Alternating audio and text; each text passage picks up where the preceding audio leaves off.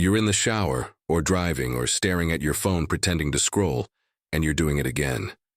You're having the argument. The one that already happened 3 days ago, or the one that might happen tomorrow, or the one that will never happen at all because the person you're fighting with doesn't even know you're angry.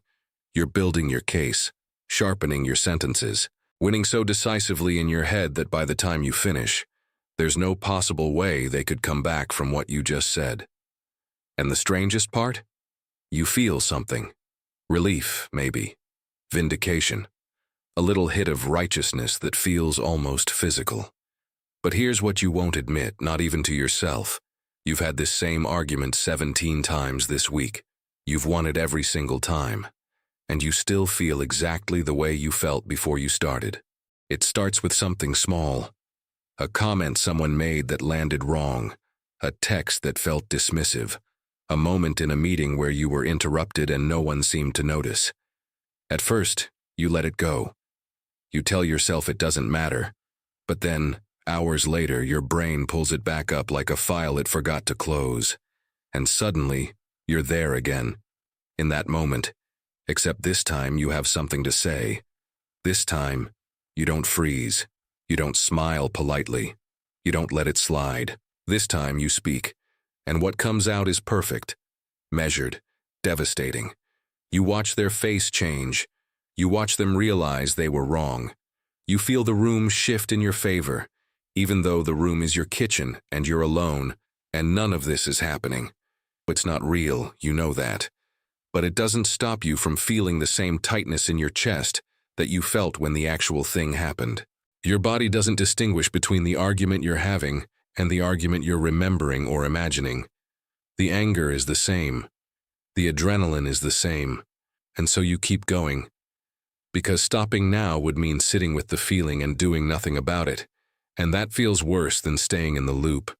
The rehearsal becomes a ritual. You do it while you're getting ready in the morning. You do it on your commute. You do it right before you fall asleep, running through the same lines, adjusting the tone, perfecting the delivery. And every time you do it, you convince yourself that this time it's productive. This time you're preparing. This time, if the moment comes again, you'll be ready. Except the moment never comes. Or it does, and you don't say any of it. You smile. You nod. You let it go. And then you go home and have the argument again. Better this time. Sharper, because now you have new material. You think this is about winning, about being right, about finally saying the thing you should have said when it mattered. It's not. What you're actually doing is trying to close a loop that's still open. The original moment, the one that started all of this, left you with something unfinished. Not the conversation, the feeling. You felt small or dismissed or misunderstood or powerless. And that feeling didn't have anywhere to go. It just sat there. And your brain, which is very good at solving problems and very bad at sitting with discomfort, decided to solve it the only way it knows how. By recreating the situation and giving you control over the outcome. In your head, you're not powerless. In your head, you have all the information, all the timing, all the clarity you didn't have in the real moment. In your head, you win. And winning feels like resolution, even when nothing has actually been resolved. But here's the layer underneath that. The argument isn't really about them. It's about you. About the version of yourself you needed to be in that moment and weren't. The version who doesn't hesitate, who doesn't fold, who doesn't spend 3 days running the same scene trying to fix it retroactively. The rehearsal is you trying to become that person, or at least trying to prove to yourself that you could be if you needed to. It's a kind of self-repair. You're not just defending yourself against them. You're defending yourself against the part of you that feels like it failed. And that's why it doesn't stop. Because no matter how many times you win the argument in your head, you're still the person who didn't say it out loud. And your brain knows that. So it keeps offering you another chance, another angle, another version where maybe this time it'll feel different. This is where it gets complicated, because the mechanism itself isn't irrational. Your brain is doing exactly what it was built to do. Prepare you for threat. Rehearsal is a survival tool. Athletes do it. Performers do it.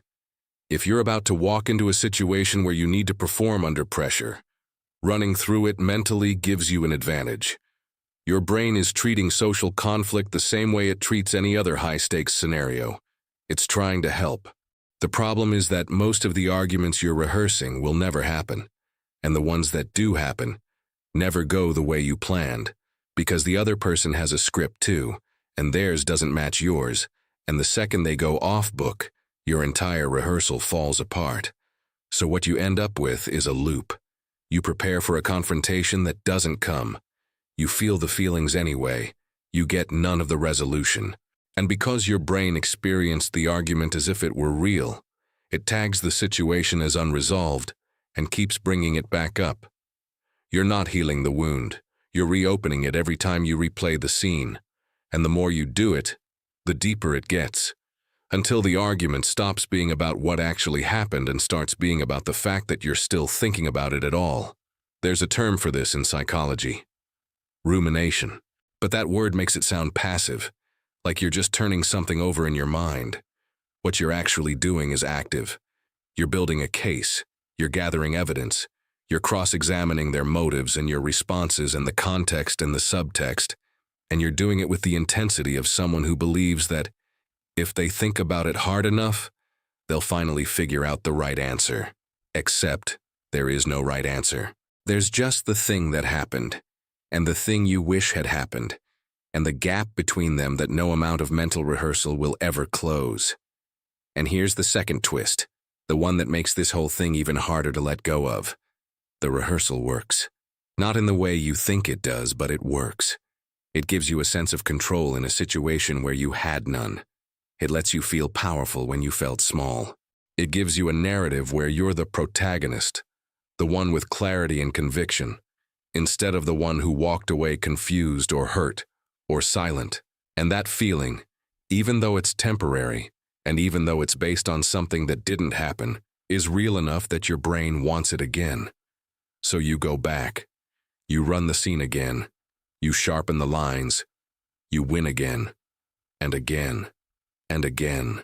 Tell me in the comments if you've caught yourself doing this, because most people won't say it out loud. They'll just keep running the argument in private and pretending they've moved on. But you haven't moved on. And the reason you haven't is because the argument was never the point. The argument is just the container for something bigger. It's the place where you put all the feelings you don't know how to process any other way. Anger, yes, but also shame, regret, the fear that you're not as strong or as sharp or as confident as you need to be, the suspicion that people see you the way you see yourself in your worst moments, hesitant, unclear, too soft or too reactive or too much of whatever it is you're trying not to be. The argument in your head is where you get to be different. It's where you get to be the person you think you should have been. And that's not about them. That's about you trying to reconcile who you are with who you think you need to be in order to be safe in the world.